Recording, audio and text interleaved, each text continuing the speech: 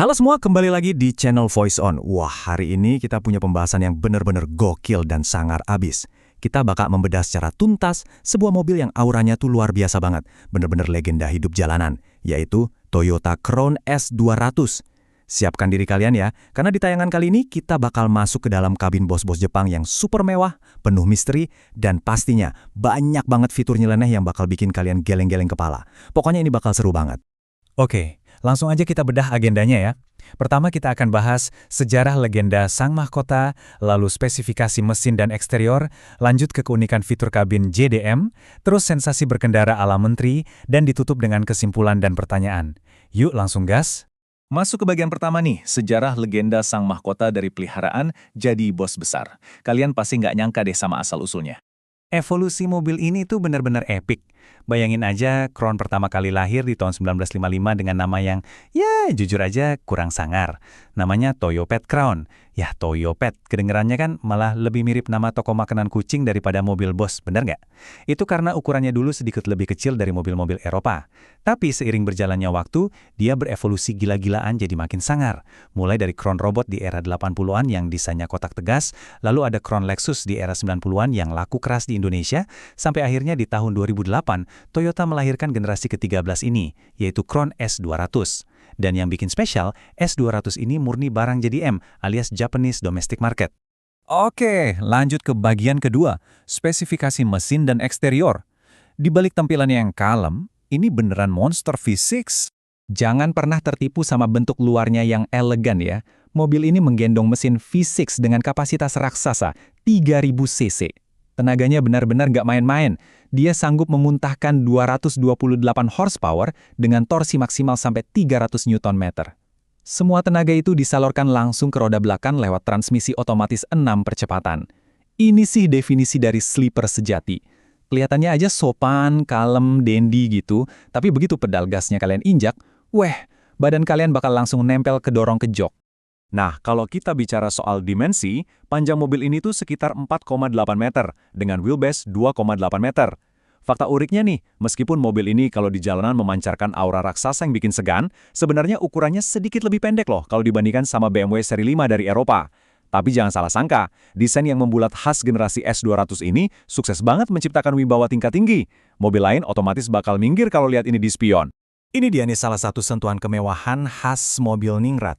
Crown S200 ini udah dilengkapi sama pintu vakum atau soft closing doors di semua pintunya, bahkan sampai ke pintu bagasinya. Jadi kalau nutup pintu, tolong banget, nggak usah dibanting kayak lagi nutup pintu angkot ya. Cukup ditempel pelan aja, dia bakal nyedot dan nutup sendiri dengan sangat elegan. Tapi ada satu hal yang lumayan jalaneh di eksteriornya. Coba deh kalian perhatiin knalpot di bumper belakangnya itu. Kelihatan garang dan sporty kan? Padahal itu palsu. Iya, itu cuma tempelan besi aja, sementara knalpot aslinya ngumpet di bawah bumper. Ada-ada aja memang desainer Jepang ini, bikin kita ketipu. Sekarang kita masuk ke bagian ketiga, keunikan fitur kabin JDM. Welcome to Japan. Sebelum kita bahas lebih jauh, pastikan kalian tetap terus menonton tayangan ini hingga akhir ya. Karena mulai dari bagian kabin ini, fitur-fiturnya bakal makin absurd. Sangat Jepang banget, dan saya jamin bakal bikin kalian ketawa keranan. Hal yang paling menarik kalau kita ngomongin JDM adalah betapa tertupupnya teknologi Jepang pada masa itu. Layar infotainment di penah dashboardnya itu murni pakai bahasa Jepang dan nggak bisa diganti ke bahasa Inggris sama sekali. Terus dia punya hard disk drive yang bakal otomatis nge-rip atau mengopi lagu dari CD yang kalian masukkan.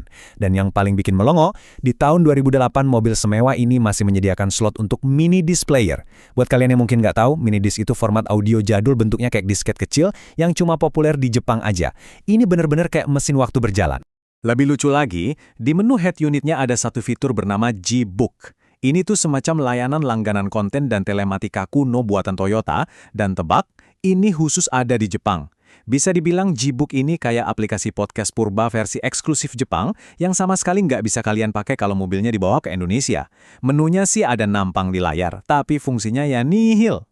Kalau kalian buka bagasinya, ruangannya sih luas, tapi anehnya nggak terlalu dalam. Kenapa bisa gitu? Karena di balik jok baris belakang itu tertanam sebuah air purifier atau penjernih udara yang ukurannya super besar. Kelihatannya Toyota lebih mementingkan kebersihan paru-paru bosnya daripada bawa banyak koper. Tapi tenang aja, ruang bagasi yang termakan itu terbayar lunas sama adanya cool box atau kulkas kecil yang tersembunyi di balik armrest kursi belakang. Dinginnya tuh beneran juara, setara sama kulkasnya Toyota Land Cruiser. Bayangin aja, di tengah macet kalian bisa naruh kopi dingin ala vending machine Jepang di situ, seger banget kan? Nah ini nih, salah satu fitur yang paling bikin ngakak tapi sekaligus menunjukkan seberapa luar biasanya detail perhatian Toyota. Di pilar kursi belakang ada sebuah handle atau pegangan khusus. Di kalangan pecinta mobil, benda ini sering banget dijuluki sebagai gantungan kakek-kakek. Fungsinya buat apa? Murni cuma didesain untuk ngebantu bos-bos sepuh atau kakek-kakek konglomerat Jepang supaya bisa keluar dari kursi belakang dengan postur yang anggun dan bermartabat. Sungguh perhatian yang sangat menyentuh hati ya. Mengingat ini mobil mewah kelas atas, tentu joknya punya pengatur suhu dong. Jok depan itu punya pemanas dan pendingin yang diatur pakai semacam rotatory dial atau knop putar yang letaknya agak tersembunyi. Nah, ini nih fitur yang paling asyik buat ngerjain teman kalian. Bayangin skenario ini. Teman kalian lagi fokus nyetir siang-siang bolong panas terik, terus diam-diam kalian puter knop pemanas kursinya ke tingkat yang paling maksimal. Tiba-tiba kursinya makin lama makin panas dari bawah. Dijamin dia bakal kepanasan, keringetan, dan panik sendiri nyari tahu ini panas dari mana. Gokil banget kan, buat jahil. Di sisi kanan kursi penumpang depan, tepat di jangkauan tangan supir, ada sederetan tombol khusus. Kita sering nyebut ini sebagai the boss button. Jangan salah sangka ya, fungsinya bukan buat melontarkan penumpang ke udara ala kursi ejektor James Bond, melainkan untuk menegakkan sandaran jok penumpang depan dan memajukannya secara elektrik dari sisi supir. Tujuannya apa? Ya untuk ngebangunin bos yang lagi ketiduran di depan, atau sekedar buat ngasih ruang kaki seluas lapangan golf untuk bos besar yang lagi duduk nyantai di kursi belakang kiri. Praktis banget. Kita masuk ke bagian keempat nih. Sensasi berkendara ala menteri, di mana jalanan seakan-akan terbelah buat kalian. Kalau kalian bawa sedan hitam yang bongsor ini keliling jalanan, kalian bakal langsung ngerasain fenomena yang disebut aura menteri. Dulu sekitar tahun 2009, menteri-menteri kita memang banyak yang pakai mobil sejenis ini. Nah, efek psikologis ke pengendara lain tuh luar biasa banget. Begitu kalian nyalain lampu sein mau pindah jalur, mobil-mobil lain bakal langsung ngerem dan kasih jalan buat kalian. Nggak perlu repot-repot nyodok-nyodok agresif atau pakai sirine strobot tuloret yang nyalain aturan itu. Wibawanya tuh dapet banget, orang auto segan. Tapi tunggu dulu, kalian harus ekstra hati-hati, karena mobil ini punya karakter pedal gas dan rem yang terbilang nyeleneh. Pedal gasnya itu ekstra sensitif. Kalian colek dikit aja pakai ujung jempol kaki, torsi 300 Nm-nya itu langsung jut-jutan ngisi seketika. Remnya juga sama aja, diinjak dikit kerasa kurang, pas ditekan angga dalam dikit aja, dia langsung gigit kuat banget. Bayangin kalau ada supir baru di hari pertama dia kerja disuruh nyetirin mobil ini, saya berani jamin kopi si bos di belakang bakal tumpah berantakan. Pasti disangka supirnya ugal-ugalan. Padahal memang butuh adaptasi beberapa hari biar kakinya bisa sekolah dan nyetir sehalus sutra. Untuk urusan bantingannya, ada lompatan teknologi yang kerasa banget dari Toyota. Kalau kalian pernah naik Crown Grenase tua, itu rasanya ngayun-ngayun parah, kayak lagi naik perahu di lautan lepas. Bener-bener gampang bikin mabuk darat. Tapi masuk ke S200 ini, beda cerita sama sekali. Bantingan suspensinya jauh lebih modern dan terasa lebih kokoh. Tapi anehnya, kalian tetap ngerasa seolah-olah lagi berkendara di atas awan puk. Rasa limbung atau body roll yang berlebihan udah hilang total. Yang bikin mobil ini ternyata cukup pede dan asik kalau diajak lari kenceng di jalan tol. Kenyamanan di dalam kabinnya juga disempurnakan sama teknologi yang hitungannya udah sangat canggih pada masanya, yaitu Active Noise Cancelling atau peredam bising aktif. Sistem pintar ini bakal ngeluarin gelombang suara dari speaker mobil untuk ngelawan balik kebisingan dari luar. Hasilnya, kabinnya kedap luar biasa senyap.